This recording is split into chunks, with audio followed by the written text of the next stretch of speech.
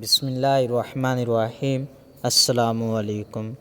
پیارے دوستوں، ہم امید کرتے ہیں کہ آپ سب دوست احباب خیریت سے ہوں گے۔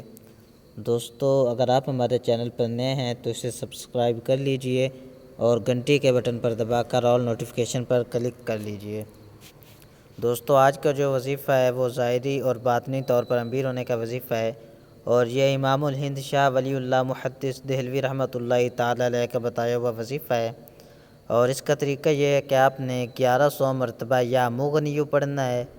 اور سورہ مزمل شریف کو آپ نے روزانہ 40 مرتبہ پڑھنا ہے،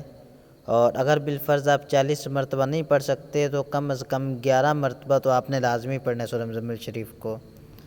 اور اس کے بعد آپ نے درود شریف پڑھنا ہے۔ انشاءاللہ و تعالی عز و جل آپ ظاہری اور باطنی طور پر